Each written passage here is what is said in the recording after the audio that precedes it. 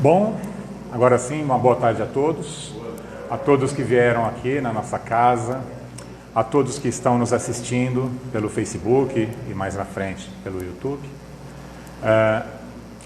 Eu agradeço a presença de todos, em especial da Célia, que vem de Pedro Leopoldo, generosamente trazer a sua experiência de vida. Estou bastante emocionado porque há pessoas aqui, né, que mais profundamente vão aproveitar essa sua vivência, sua palestra, sua superação. E nós não temos aqui apenas pessoas da doutrina espírita, então acho que vale um pequeno comentário.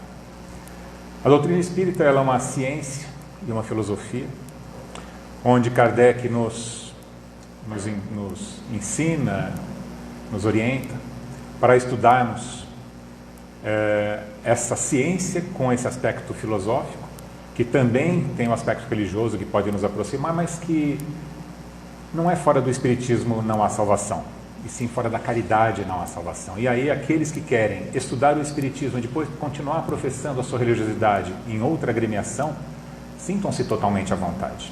É isso que pregamos no espiritismo. E a caridade ela tem muitas formas.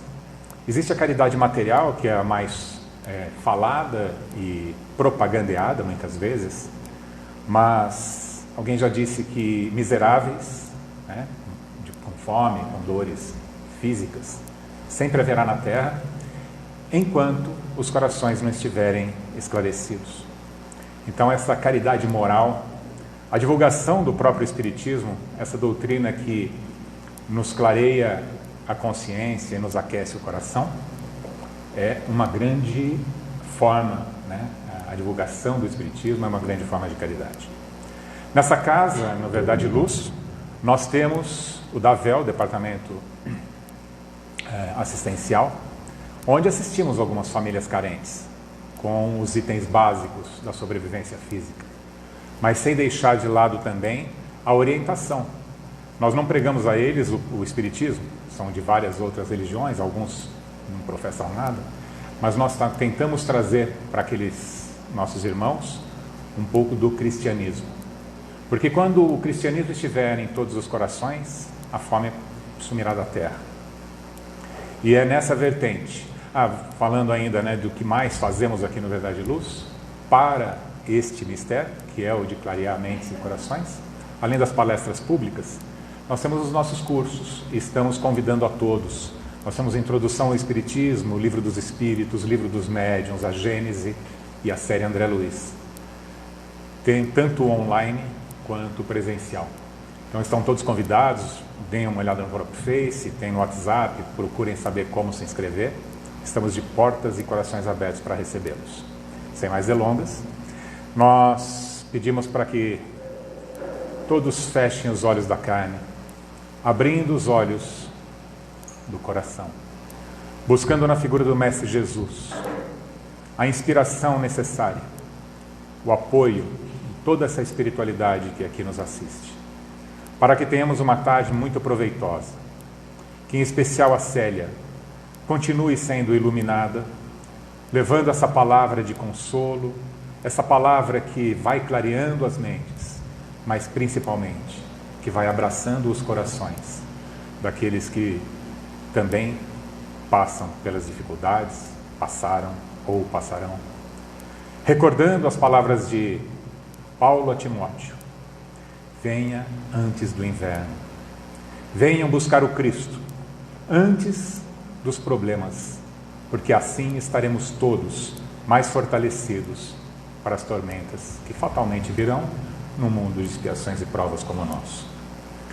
Assim, agradecemos a tarde de hoje por toda a espiritualidade, pelo Mestre Jesus, por Deus e por todos vocês. Célia, é com você. Muito obrigado.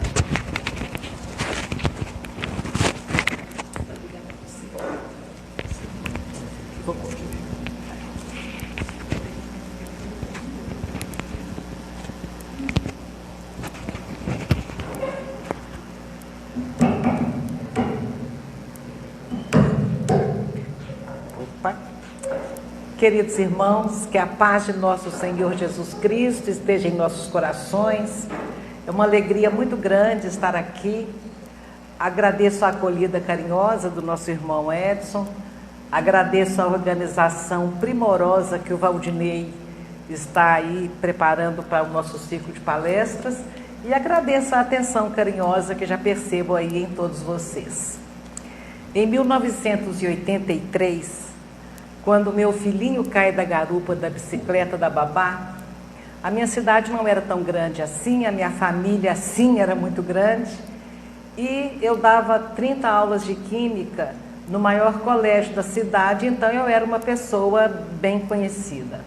E quando meu filhinho se vai, a minha tragédia virou aquela tragédia que todos comentavam.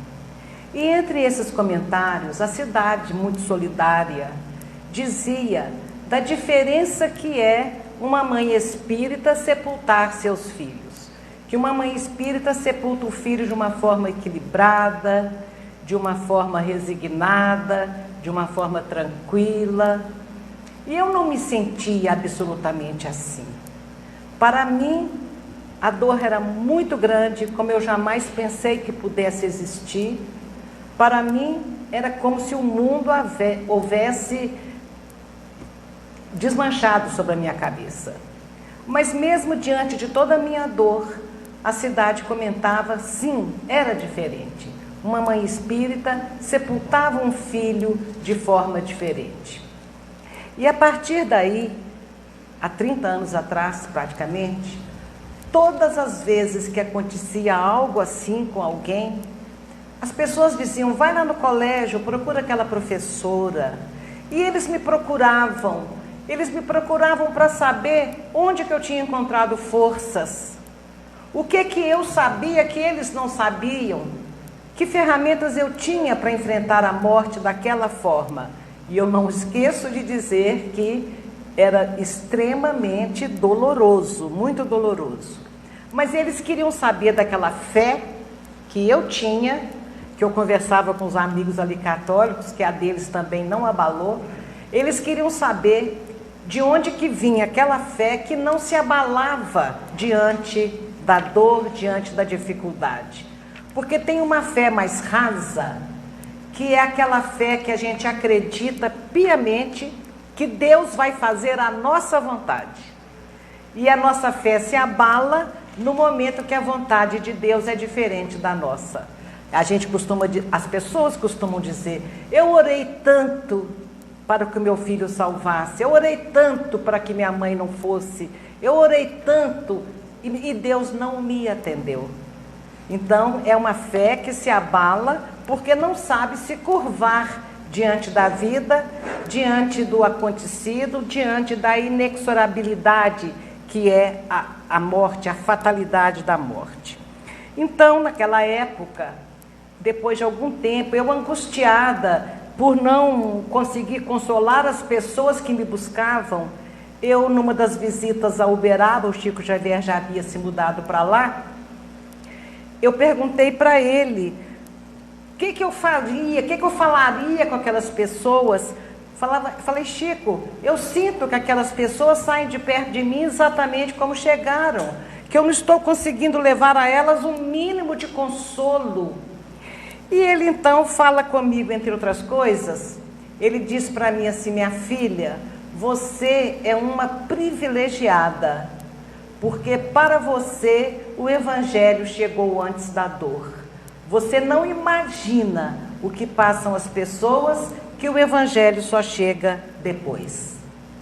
Com certeza, eu entendi que as portas de Jesus sempre vão se abrir em qualquer momento que alguém buscar, bater. Em qualquer situação em que a pessoa estiver buscando Jesus, as portas com certeza vão se abrir. Mas a construção de uma fé sólida, que não se abala diante da dificuldade, a construção da real confiança em Deus na hora da tempestade, é que é uma construção que demanda um pouco mais de tempo, né? Então eu entendi que Chico dizia para mim que eu era uma privilegiada, porque as luzes da doutrina espírita, em sua interpretação mais sublime do evangelho primitivo que Jesus trouxe à Terra, tinha ali, naquele contexto, uma verdade que liberta.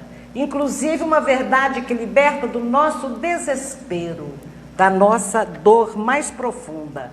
E a doutrina espírita veio desfazer esse nevoeiro que embaça a visão de outras escolas religiosas quando não conseguem nos dizer uma visão do que realmente seja a vida aqui na Terra e do que realmente seja a morte. Às vezes, nós precisamos desses fundamentos que, bem estudados em qualquer escola religiosa, nós vamos encontrar a resposta do real significado da presença de Cristo na Terra, do que realmente Cristo veio trazer. E todas as religiões ensinam, e o Espiritismo também ensina, o significado de ir a Jesus. Ele disse: vinde a mim, todos vós que estáis aflitos e sobrecarregados, que eu vos aliviarei. Então, às vezes a gente vai a Jesus pedindo a Ele que retire das nossas costas a nossa cruz, que apague do nosso coração a dor. Cristo não prometeu isso, Ele prometeu alívio. E é exatamente este alívio que vai fazer com que a gente perceba que não há outra maneira, é preciso continuar sentindo ainda por algum tempo uma dor, uma decepção, uma tristeza, mas que com as luzes que o Evangelho joga em nossa maneira de ver a vida, nós entendemos o que significa realmente ir a Jesus. Ele fala: tomai sobre vós o meu jugo. Quer dizer, observe a lei que eu trouxe. Ele fala: meu jugo é suave, o meu fardo é leve. E por que é leve? Porque Jesus não nos pede muita coisa. Chico Xavier dizia: Jesus não nos pediu que escalássemos o Everest. Ele pediu apenas que nós nos amássemos uns aos outros.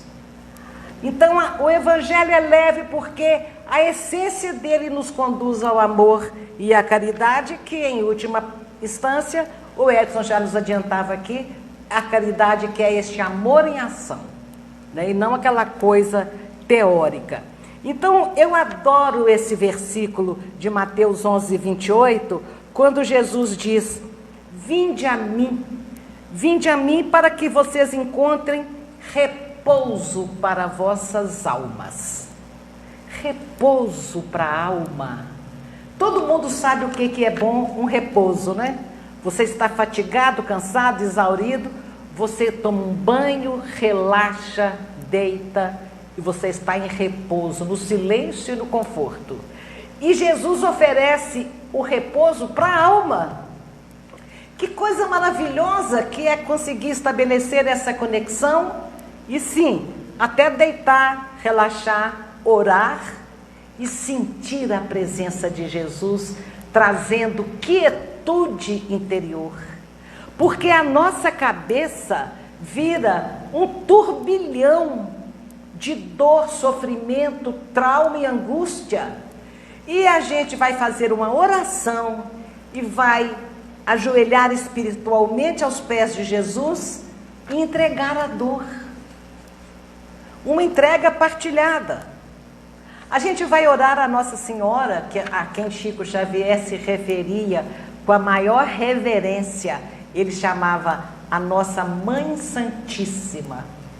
Então a gente vai orar a Nossa Senhora nos momentos de maior sofrimento, naqueles momentos que a gente pensa que a gente não vai dar conta, naqueles momentos onde a gente está ali revivendo todo o nosso trauma da perda, e a gente vai botar uma Ave Maria de Gounod, ou do que a gente queira, do que a gente mais gosta, e ao som daquela música suave, nós vamos entregar a nossa dor aos pés de Nossa Senhora. E isso é sensacional. É o repouso das nossas almas. Então foi exatamente quando a gente encontra na doutrina espírita os fundamentos do que significa ir a Jesus, a gente consegue trabalhar o nosso luto, trabalhar a nossa dor, encontrar incentivo e consolo para as nossas dificuldades. E vamos encontrar no Evangelho segundo o Espiritismo uma afirmativa muito importante. E muitos de nós lemos o Evangelho, mas não é possível entender a essência do Evangelho em leituras. É preciso realmente de um mergulho para captarmos a essência do que está escrito ali. E no Evangelho segundo o Espiritismo, o senhor Allan Kardec, que esclarece para nós, com a ajuda dos espíritos nobres, os significados do vinde a mim, ele diz: todos os sofrimentos, todos, misérias, decepções, dores físicas, dores morais, perdas de entes queridos, todo o nosso sofrimento encontra consolação na fé no futuro, e confiança em Deus.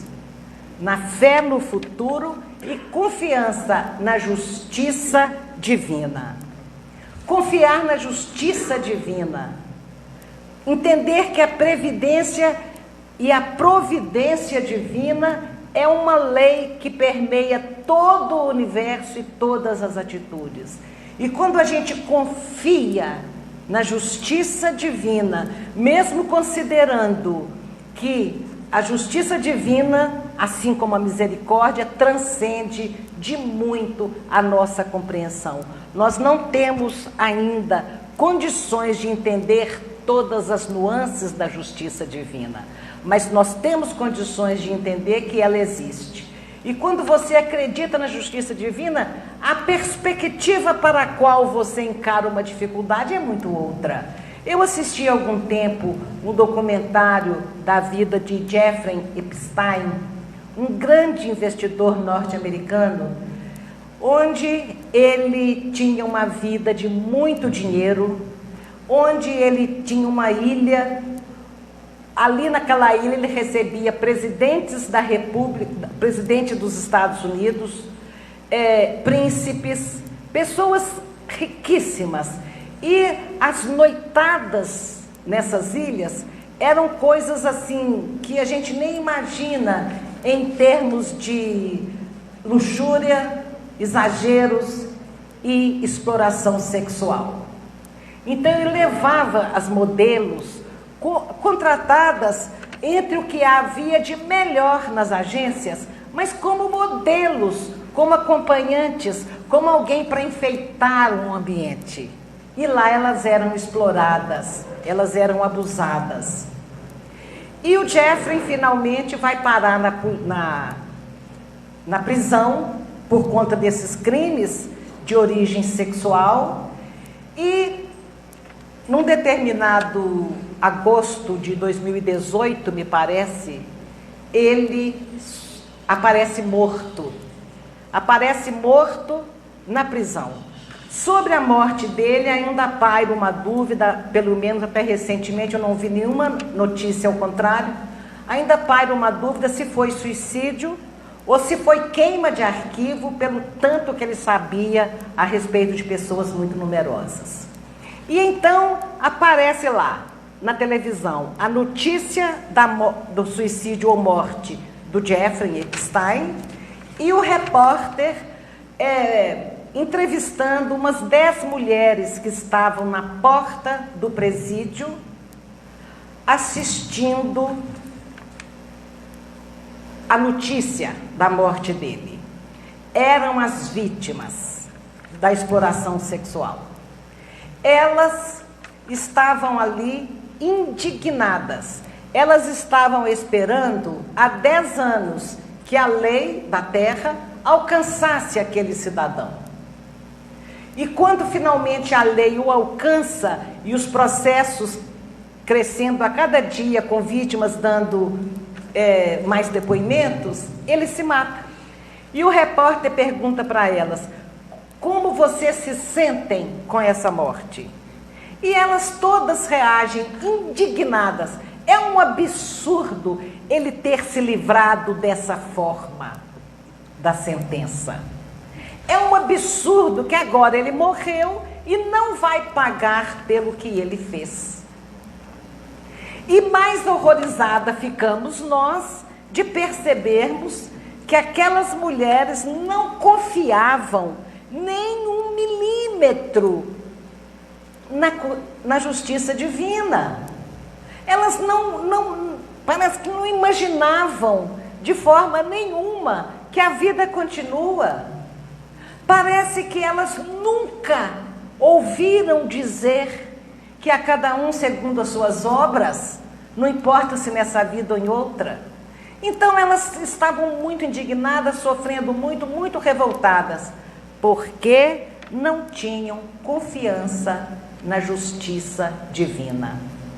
E quando nos acontece uma tragédia, por mais que nós não consigamos percrustar exatamente o motivo pelo qual um acidente, uma bala perdida, uma tragédia qualquer nos alcança, nós sabemos de onde vem aquela situação. Nós já estudamos o suficiente para aprendermos sobre a fatalidade da morte.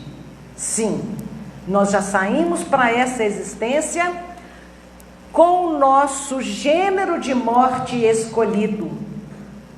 Se nós vamos morrer de morte súbita, de morte de uma doença longa, de velhice, de uma doença mais curta, de uma tragédia, nós trazemos na nossa programação reencarnatória o gênero de morte. Então não há explicação exatamente para aquele fato específico, mas aquele caminhão que atravessa o asfalto com um motorista, pai de família, exaurido, com medicamentos para se manter acordado, para entregar uma carga perecível, senão ele fica com prejuízo, e ele dorme ao volante e alcança um carro de uma família que está vindo em sentido contrário, exatamente naquele momento, naquela fatalidade perversa, não foi por acaso.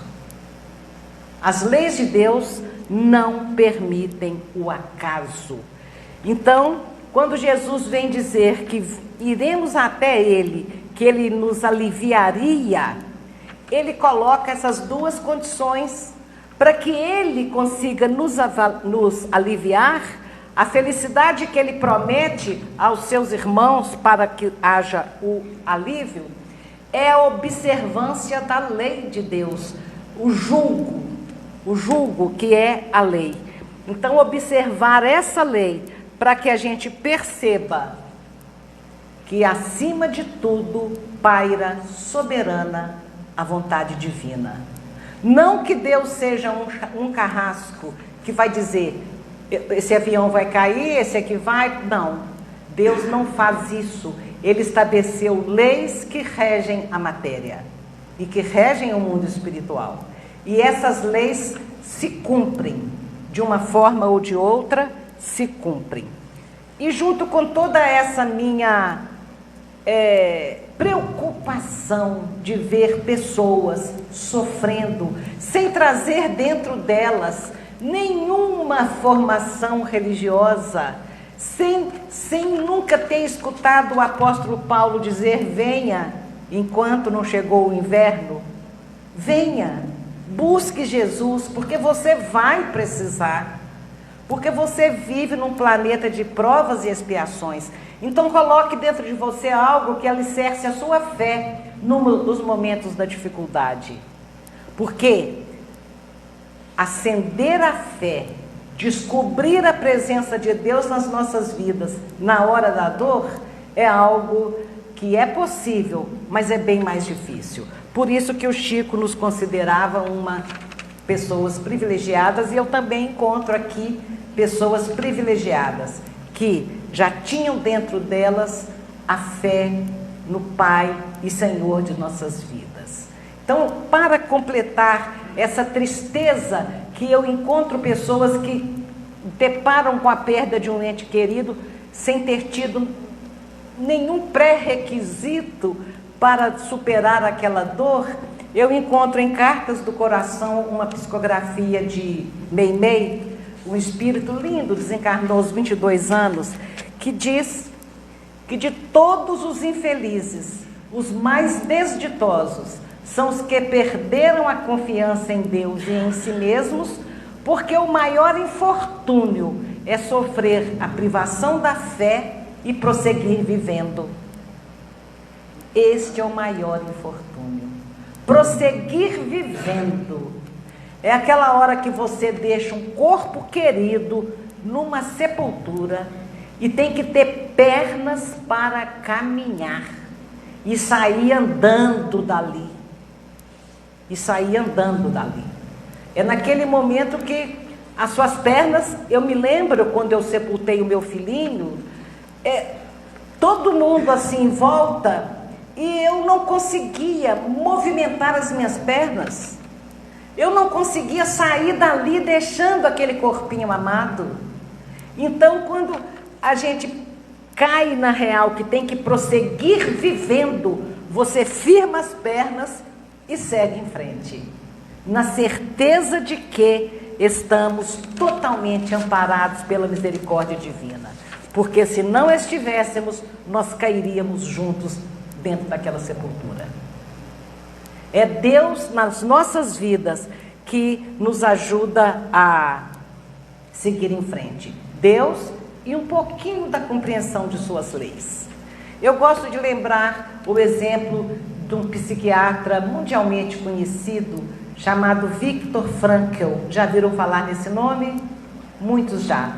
Autor de um best-seller, O Sentido da Vida. O Viktor Frankl foi levado a vários guetos e depois, como por ser austríaco, mas judeu, ele vai parar num campo de concentração, onde ele vê a sua esposa ser obrigada, e ele assiste a sua esposa sendo obrigada a abortar o filhinho deles. Ele assiste a morte dessa esposa, dos pais, dos irmãos e dos amigos. E ele não morre. Ele sai dali, daquele campo de concentração, querendo mostrar ao mundo que é possível superar uma dor desse tamanho e seguir em frente. Ele vem com aquele conceito novo, muito em moda hoje, da resiliência. E a resiliência é aquela capacidade que o metal tem de leva uma pancada, amassa todo e sob determinadas condições de temperatura e pressão, ele volta exatamente ao que era antes. Então, resiliência humana, que o Viktor Frankl prova que nós temos, ele era a prova viva da resiliência, é essa capacidade que o ser humano tem dentro dele de levar qualquer pancada na vida e voltar ao que era antes. Porque sobreviver simplesmente cheio de mágoa, cheio de revolta, daí a pouco surge uma doença oportunista, porque a tristeza profunda destrói as defesas do nosso organismo. E outras doenças vão surgindo e a gente chega no mundo espiritual como suicida. Como suicida? Eu não me suicidei. Eu tive uma tristeza tão profunda, surgiu um câncer.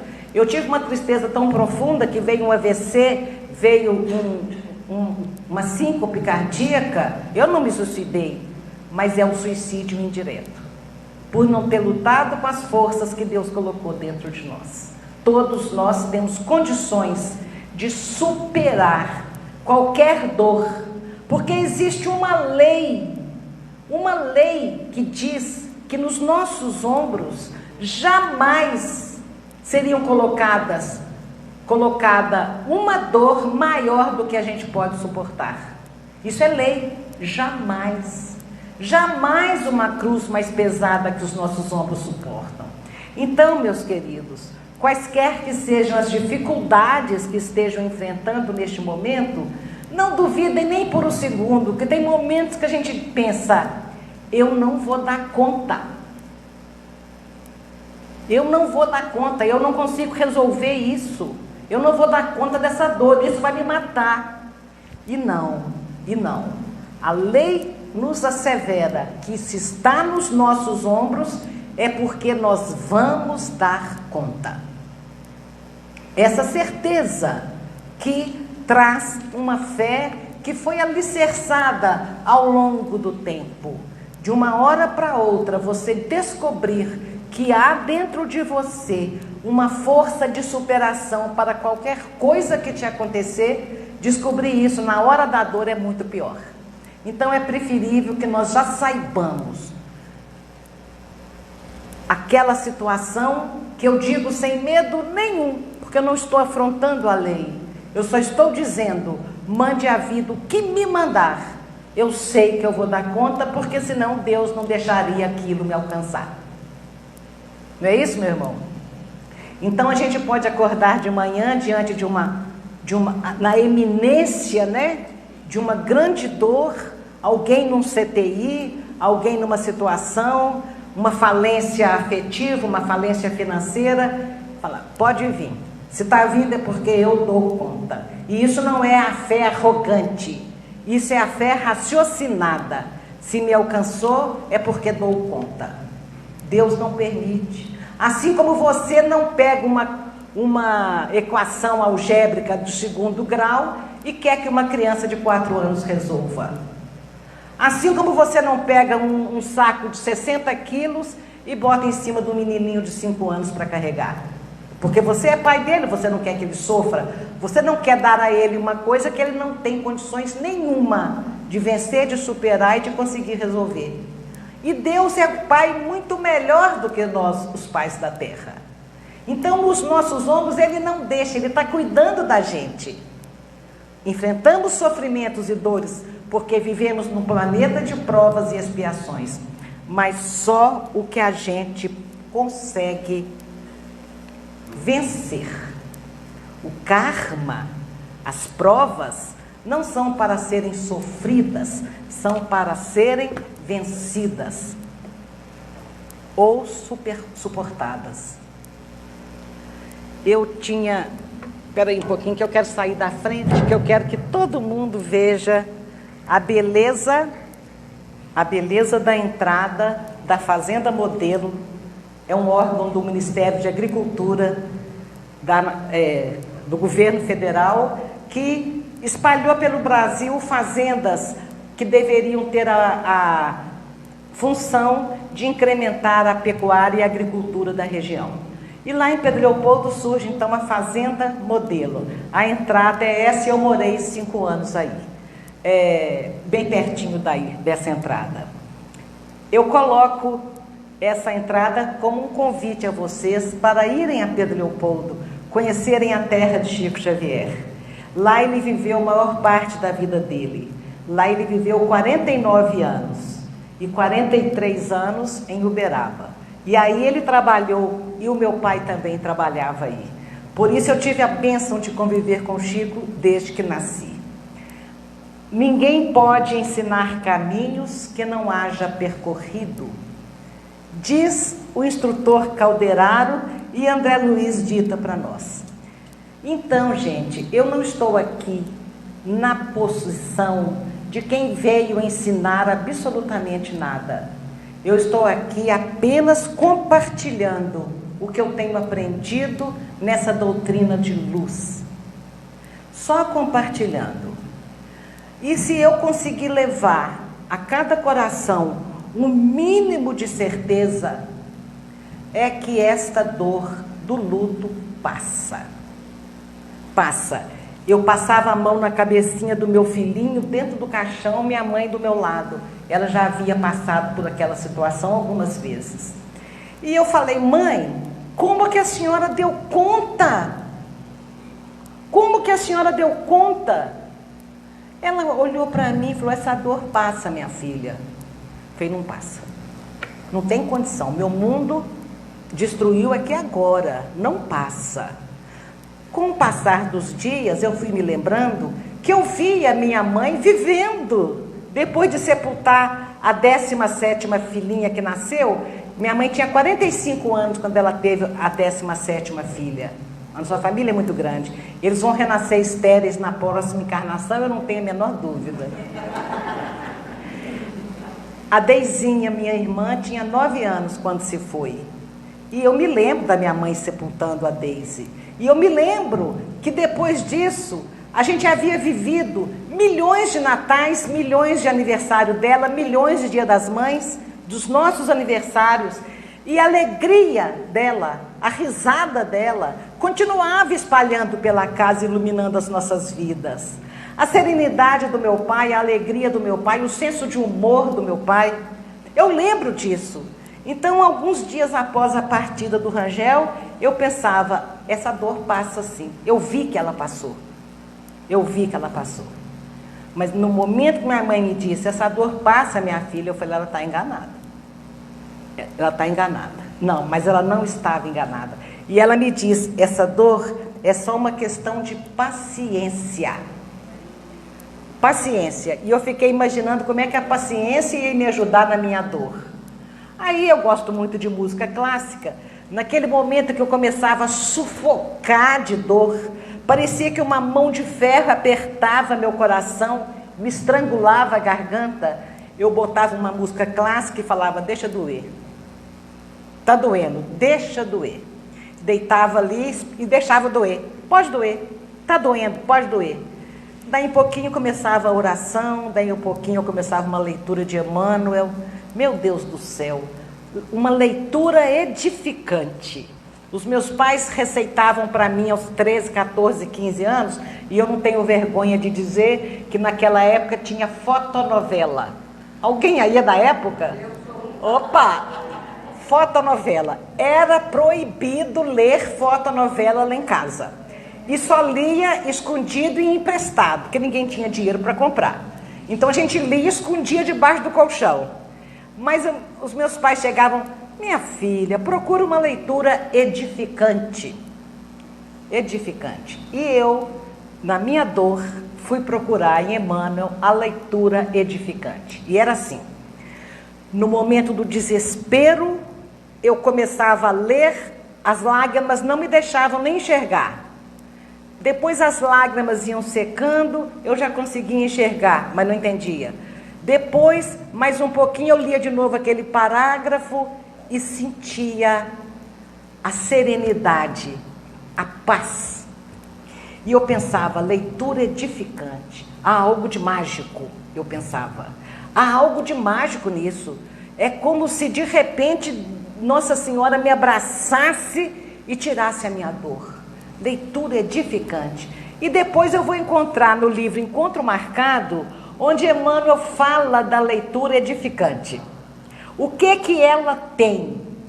Ela faz com que a gente se assenhore do próprio espírito. Faz com que a gente conduza as próprias emoções. Então a leitura edificante fortalece a gente e a gente manda na nossa emoção. E a gente fala, para de doer. Chega, não aguento mais doer hoje. E a gente se assenhora.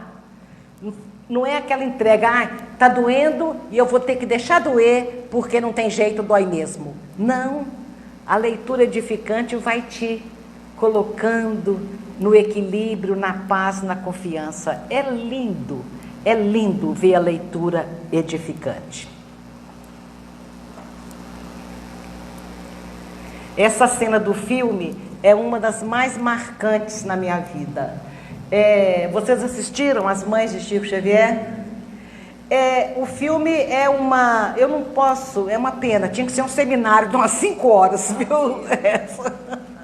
Para eu contar. A gente ajudou no roteiro, porque o produtor executivo mandou o roteirista passar uma semana lá em casa. Vai lá, hospeda lá, você vai dormir no colchão do chão, não tem importância não. Vai lá e vai estudar as mensagens que ela tem para mostrar outras histórias. Porque ele queria histórias sobre aborto, sobre drogas, sobre suicídio e sobre uma tragédia como era a minha. E então, estudando aquelas mensagens, eles não sabiam o que escolhia. E eu competente para mostrar as melhores mensagens, fui com ele para São Paulo em busca da doutora Marlene Nobre, que havia escrito o livro A Vida Triunfa, analisando mais de 1000 mensagens do Chico. Fomos lá visitar a doutora Marlene Nobre. Então eles viam tantas histórias, tantos pedacinhos de cada mensagem, que eles então pegaram vários pedacinhos, várias atitudes, várias reações de várias mães e colocaram, por exemplo, no mesmo personagem. É assim que a Vanessa Gerbelli, apesar de fazer o nosso papel, ela se apresenta no filme como uma mãe de filho único. Eu falei para o roteirista, por que você colocou a Vanessa como mãe de filho único? Ele falou, para potencializar a ideia da dor. Eu falei com ele, você tem filho? Ele falou, não. Eu falei, porque cada filho é único. Cada filho é único. Mas a gente percebe perfeitamente a dor dos pais de filhos realmente únicos, é porque a gente que tem outros filhos canaliza o amor para aqueles outros filhos, canaliza o cuidado, canaliza... Eles ocupam a nossa vida de uma certa forma. E quem não tem outros filhos aqui vai ter que buscar algo muito interessante para ser capaz de fazer frente ao vazio que fica, né? Algo muito... É isso aí.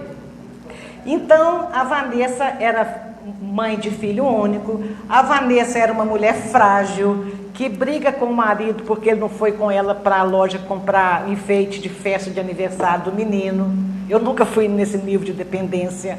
A Vanessa ia para a porta da escola, sentava lá e ficava chorando, vendo as crianças saírem, o filho dela não, meu filhinho não estava na escola ainda. Então o filme é mentiroso? Não.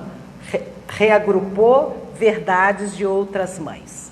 Então, nesse diálogo aí, ficou exatamente como foi de verdade. Tudo exatamente igual. Eu me aproximo do Chico, 4 meses após a partida de Rangel, e ele de pronto me faz uma pergunta retórica, né? Não precisava de responder. Ele olha para mim e diz, você perdoou a babá, não é, minha filha? Você perdoou a babá, não é? Porque a babá tinha colocado o meu filhinho numa bicicleta grande, porque a bicicleta própria para ele passear, com a cadeirinha, com o cintinho, era uma monareta, tinha a cadeirinha na frente e o cintinho, estava com o pneu furado e era a hora dele passear de bicicleta na manhã, bairro largo, bairro com ruas largas, tranquilo, ele podia passear tranquilo nessa bicicleta com ela. A bicicleta com o pneu furado, ela coloca o meu filho numa bicicleta grande, na garupa, e ali ele cai, uma quedinha boba, porque era uma queda boba, mas, porém, foi fatal. E ela me dizia, eu matei seu filho, você me perdoa? Eu dizia, você não matou meu filho. Depois ela voltava, eu matei sim, eu que matei seu filho, me perdoa. Não, você não matou. E tentava explicar para ela, você é responsável pela queda. Você não poderia ter colocado o meu filho numa bicicleta grande, mas você não é responsável pela morte, porque ele poderia não ter morrido de uma quedinha tão boba. E ela não entendia, ela sentiu uma culpa que dava pena de se ver. Um dia eu disse a ela, olha, não pensa mais nisso. O meu filhinho não morreu porque caiu da bicicleta. O meu filhinho caiu da bicicleta porque estava na hora dele morrer. E ela não entendia. Por fim eu falei, bom, é perdão que você quer? Pronto, perdoo. Então, quando eu cheguei em Uberaba, o Chico me disse, você perdoou a babá, não é, minha filha? E eu olho nos olhos dele para dizer, perdoei. Porque eu não queria ter que explicar para ele que eu não achava que era uma questão de perdão. Eu falei, perdoei. E ele me dá uma resposta. Você acha que você fez muito por ter perdoado? Você tinha que ter agradecido que foi dos braços dela que ele caiu e não dos seus. Nem você, nem o Aguinaldo suportariam o remorso. E eu fui entender isso muito bem quando eu encontro até recentemente, há uns 5 anos, um casal na faixa de 40 anos, que esqueceu a filhinha de 3 anos dentro do carro, no calor de 40 graus do Rio, à 1h da tarde. E quando ele sai do serviço para pegar a menininha na creche, ela estava morta no banco de trás do carro.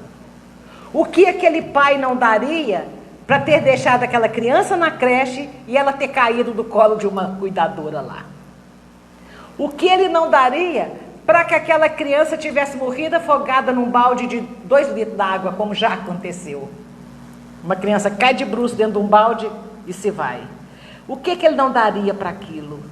Então eu pude entender que todas as vezes que a vida coloca na nossa presença alguém que vai nos causar um mal muito grande, que vai nos causar um sofrimento muito grande, aquelas pessoas, os instrumentos cegos da lei de Deus, são colocadas na nossa vida, porque se elas não estivessem, nós sofreríamos muito mais.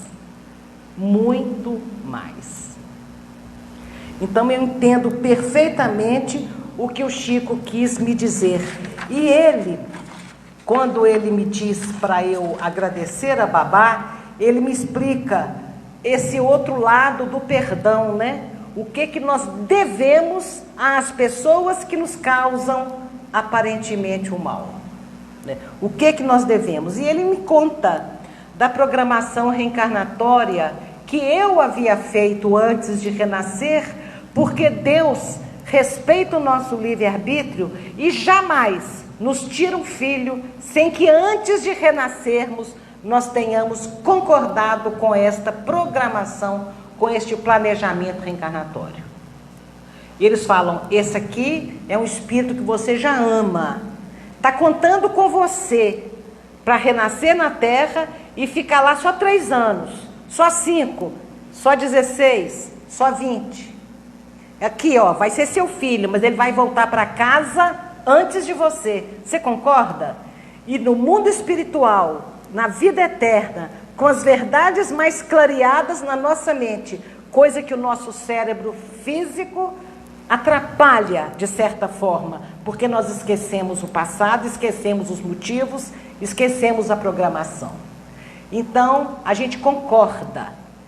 E é porque a gente concordou é que os nossos filhos vêm e vão embora antes de nós. Ó, você vai renascer com esse pai aqui, mas ele vai te deixar aos 15 anos de idade.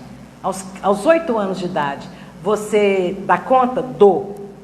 Porque se você não der conta, você vai renascer com outro pai. Ou este aqui vai ser pai de outra pessoa. Então é assim que funciona e eu tenho plena certeza de que só acontece conosco o que nós aguentamos e o que nós concordamos.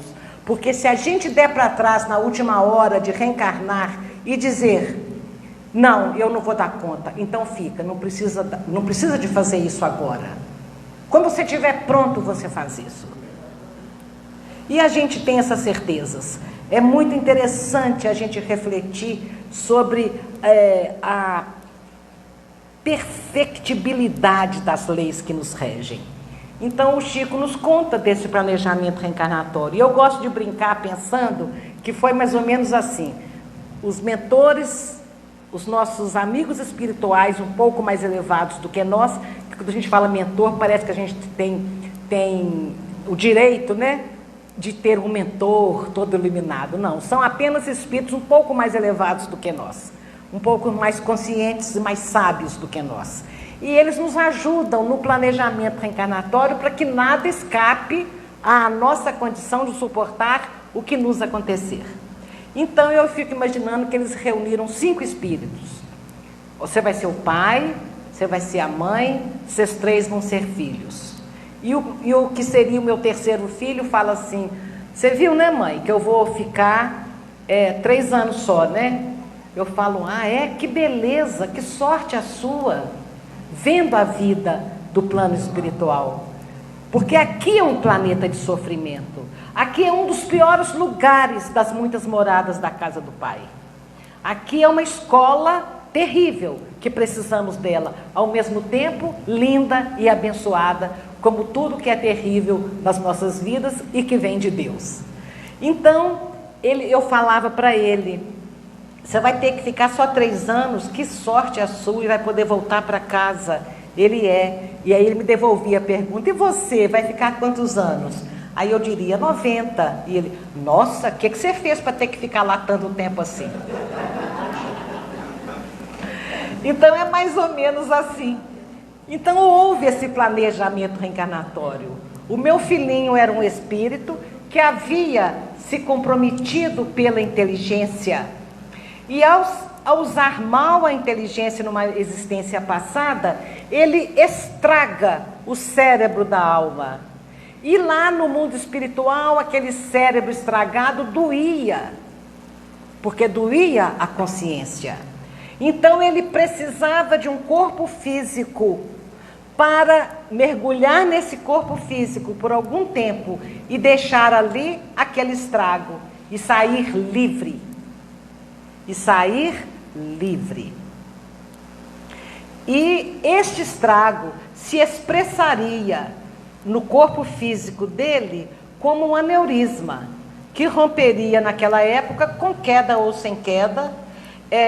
Por essa razão também eu deveria agradecer a moça, que foi o instrumento de um planejamento.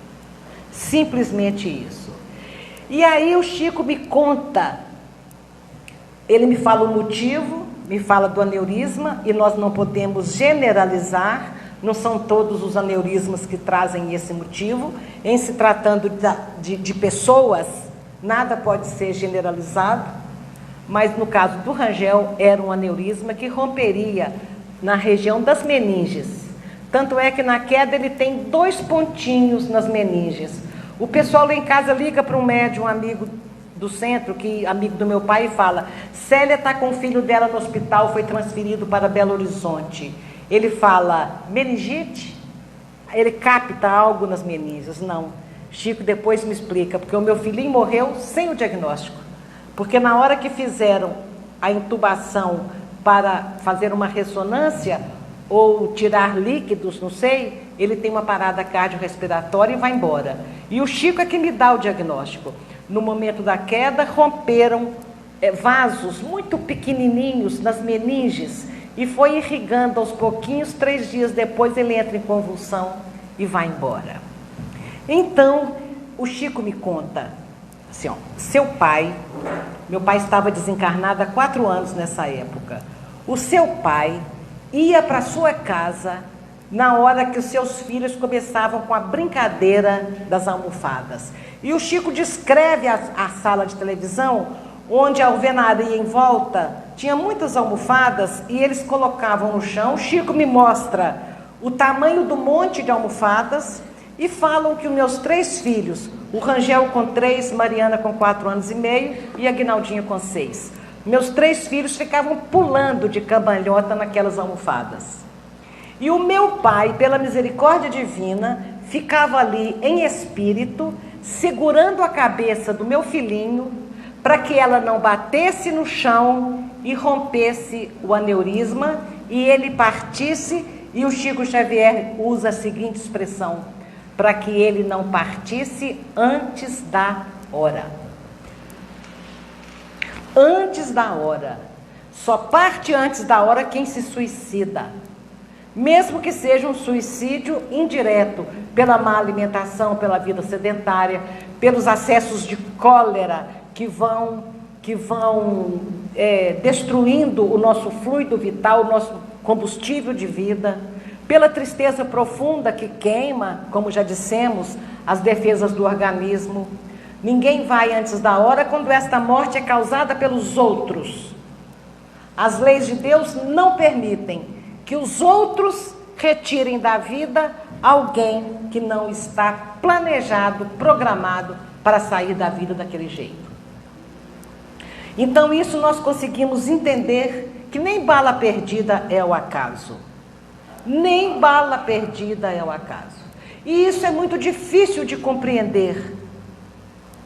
É muito difícil de compreender, mas a bala é direcionada para quem tem que partir. E daquele jeito, porque se não fosse, a lei de Deus não permitiria que a bala alcançasse alguém. um ladrão, um assalto. Outro dia eu conversava com um pai cujo filho maravilhoso, único, de 18 anos, voltando para casa da escola, é assaltado e morto. Então estava tudo certo, mas aquele filho já chegou aqui para partir daquela forma. E isso, meus amigos, explica, mas não justifica a violência social. Explica, mas não justifica. Ai do mundo por causa do escândalo, porque é necessário que o escândalo venha, mas ai daquele homem por quem o escândalo venha, disse Jesus. Então, um ladrão, ele pode escolher, hoje nem que eu mato alguém, mas eu vou conseguir dinheiro para me drogar. E ele escolhe, vou matar. Ele escolhe que tipo de arma ele vai usar. Ele escolhe a hora que ele vai matar. Ele escolhe o local que ele vai esperar a vítima. Mas a vítima, ele não tem autoridade moral para escolher. Porque as leis de Deus não permitem que passe por ali quem não está na hora de partir e partir com aquela violência. É nesse Deus que a doutrina espírita nos leva a confiar. Está tudo certo. Mas como diz aquela peça de teatro, está tudo certo, mas está esquisito. Dos meus pais, com certeza, a maior gratidão por terem me acolhido numa família espírita. Por ter me dado desde o berço as ferramentas que eu precisava, por ter me levado à compreensão do Evangelho de Jesus antes de precisar dele no sentido do consolo. E continuo tão necessitada do Evangelho na seara do meu crescimento, da minha evolução, motivo pelo qual todos nós estamos aqui. Então, maior gratidão a eles.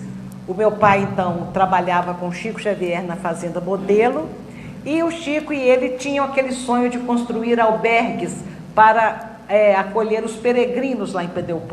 Meu pai era construtor, né, da construção civil, como que eu diria? Leigo, ele não tinha formação, ele era autodidata, tudo que ele sabia de construção, era isso que ele cuidava na Fazenda Modelo. Chico um dia, Lico, vamos construir um albergue? Aí fizeram um quartinho e um banheiro. Chegou o peregrino, o andarilho, entrou, gostou tanto que buscou a família e não saiu. Chico, Lico, vou fazer outro albergue.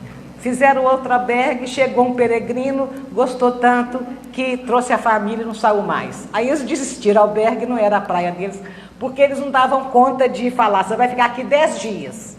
Não davam, eles não davam conta de tirar o cidadão de lá depois. Aí então ficou aquele sonho, o meu pai se aposenta e vai construir casinhas com as verbas do centro, é claro, meu pai não tinha condições para isso. Vai construir casinhas para as famílias assistidas do centro na periferia. E ele tinha que atravessar a BR, ele gostava de andar de bicicleta. Ele tinha que atravessar a BR. Numa dessas travessias, ele é atropelado por um caminhão, tem ruptura de baço, algo na cabeça, vai para o hospital. Chico Xavier nos conta, depois que tudo já tinha acontecido, que Chico estava em Uberaba, o espírito Bezerra de Menezes se aproxima e diz: Chico, vamos ao hospital desligar o Lico, está na hora da partida dele.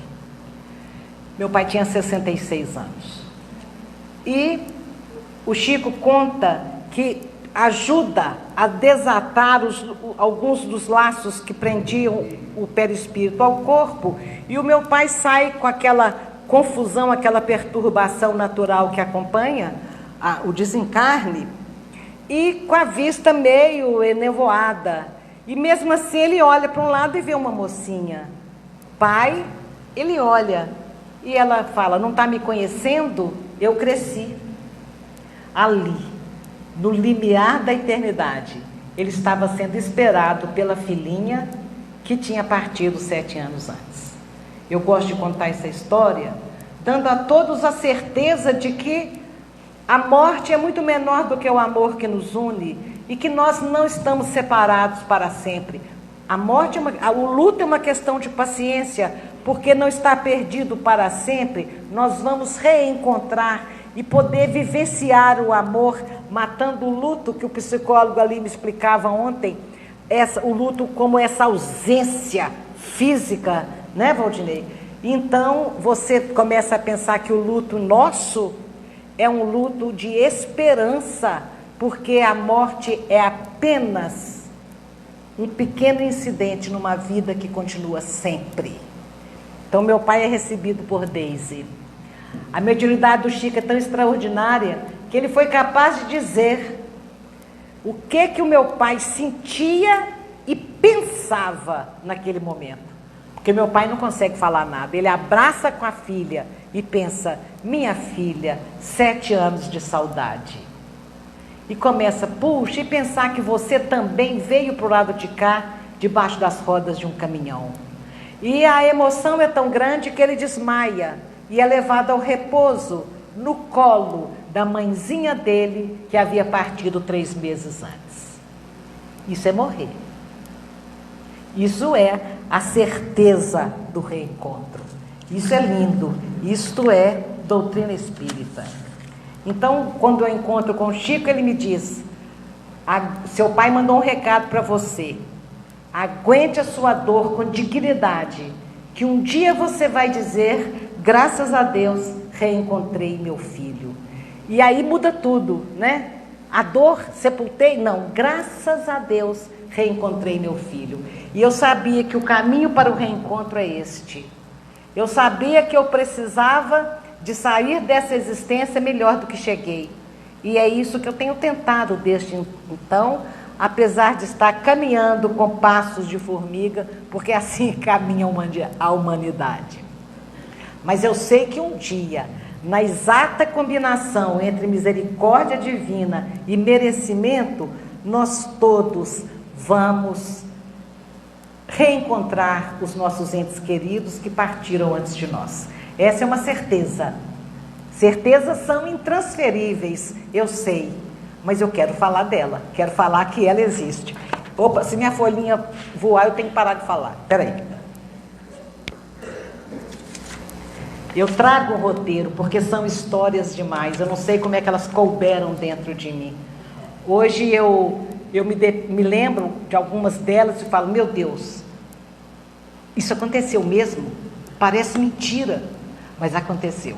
Em honra aos meus pais e em honra a Chico Xavier, eu jamais serei capaz de aumentar uma vírgula no que aconteceu, no que eles me ensinaram, no que eles disseram. Eu só sei que 20 anos depois, 23 anos depois da partida de Rangel, a vida continuou, eu me reestruturei totalmente, é claro, apesar de sempre lembrar dele, mas me vejo na porta de um CTI de novo, rogando a Deus que deixasse comigo aquela filha. E se eu havia sido arrogante com Chico Xavier, sim, 23 anos antes, para aguentar a pancada que ele me deu, você acha que fez muito? Por que Chico falou assim comigo? As pessoas assistiam um filme e vinham me perguntar: Chico te falou aquilo? Porque nos olhos da carne era uma mãezinha jovem dizendo que havia perdoado, que havia resignado. Como é que ele dá uma pancada? Você acha que você fez muito? Foi o que ele me falou. Você acha que você fez muito? Então eu entendi que ele falou não era respondendo às minhas palavras, era respondendo ao meu interior. Ele via o que estava no meu coração. Quando eu falo para ele: perdoei a babá, no fundo eu estava mostrando a minha arrogância religiosa. Viu como é que eu sou magnânima? Perdoei, ainda adulei a moça, adulava a moça, consolava a moça. Olha como é que eu sou boazinha. É isso que eu estava dizendo. Ele viu ali o meu orgulho filosófico. Viu, Chico, como é que eu entendo as leis que regem nossas vidas? Viu como é que eu já estudei Kardec e André Luiz? Sei que não foi, que ele não caiu, que ele não morreu porque caiu, ele caiu porque ia morrer. Então, naquele perdoei, Chico, ele leu o meu interior e deu a pancada necessária. Mas as pancadas eram tão sutis que a gente não percebia que ele estava xingando, não. Pensava até que ele estava adulando. De tão sutil que ele era ao nos corrigir. 23 anos depois, eis-me na porta de um CTI, orando pela vida da minha filha, pela vida física. Na hora do seja feita a vossa vontade, eu falava, meu Deus, eu sei que tem que ser a vossa vontade, mas eu acho que dessa vez vai ser a mesma vontade minha, porque raio não cai duas vezes no mesmo lugar.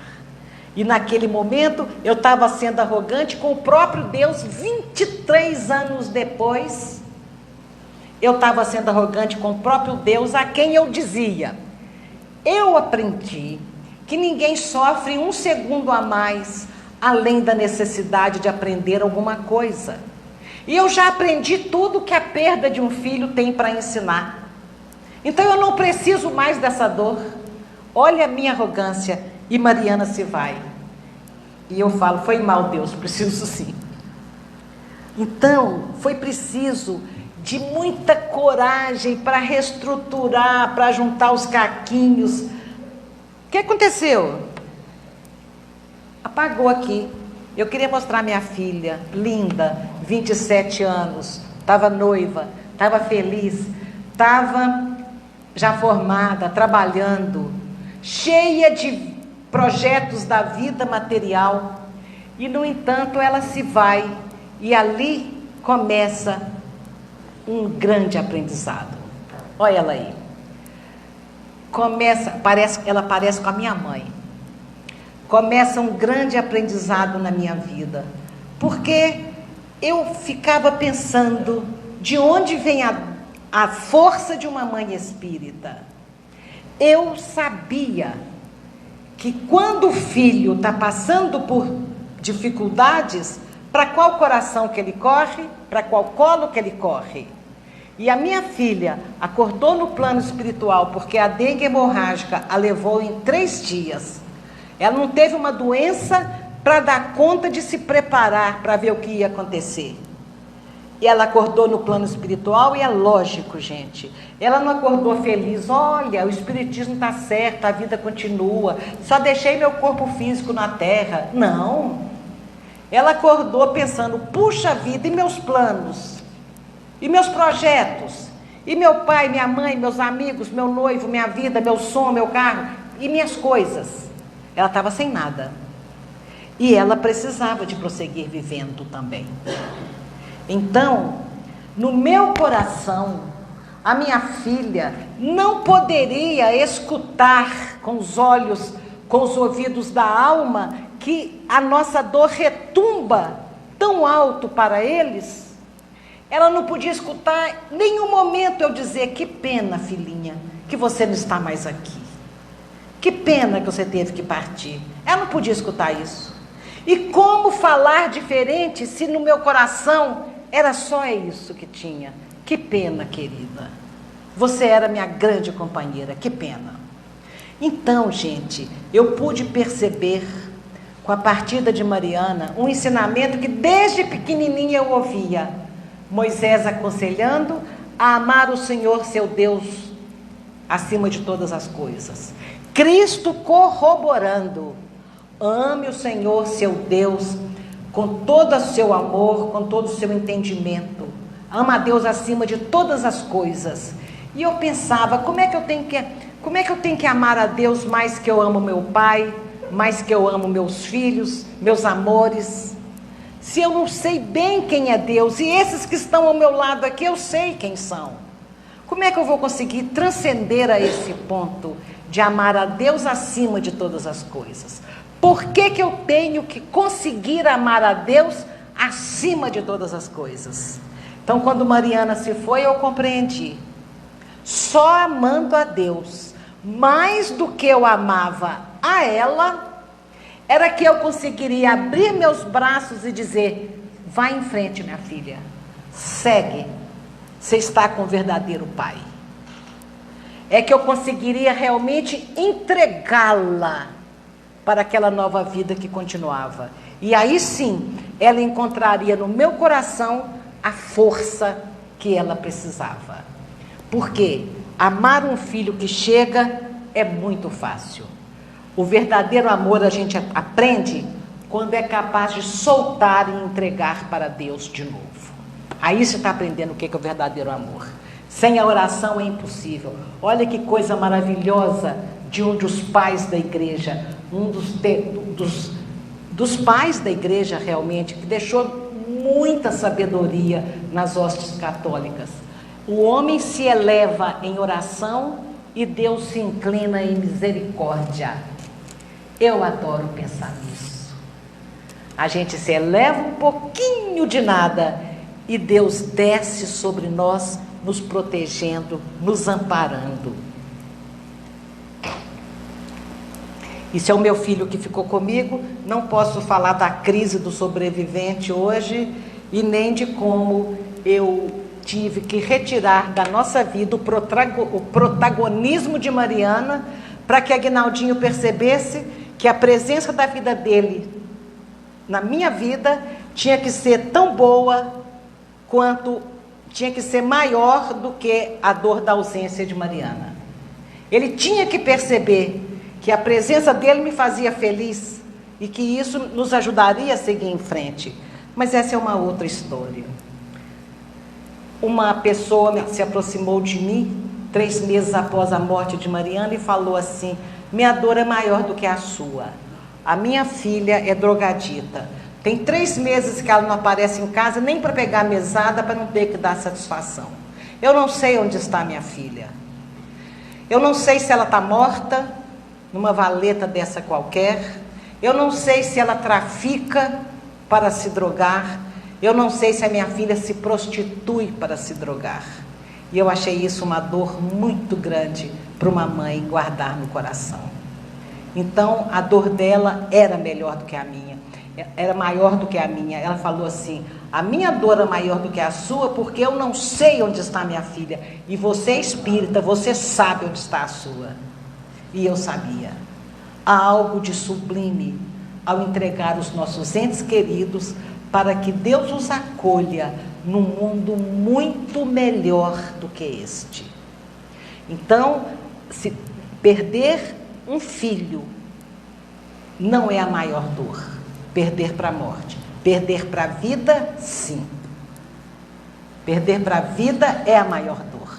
Há algo de sublime quando os nossos filhos completam a sua existência aqui e voltam para casa, por mais doloroso que isso seja.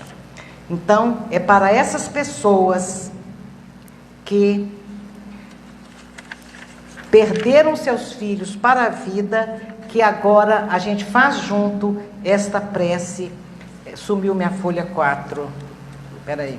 Eu quero falar dessa escultura aí de Nossa Senhora. Não está aqui, mas é mais ou menos assim. Eleva-se da terra a soberana Senhora, onde por tantas vezes ela chorou e tantas vezes teve alegria pelo filho amado.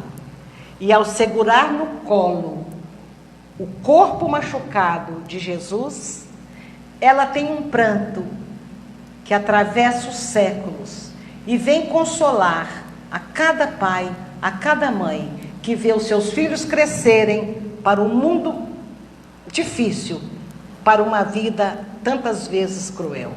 E que nós temos que nos inspirar no martírio de Nossa Senhora e lembrar o que ela fez com a própria dor. E na confiança em Deus, no trabalho, no servir, ela deu conta, nós também daremos. Que Jesus nos abençoe hoje e sempre.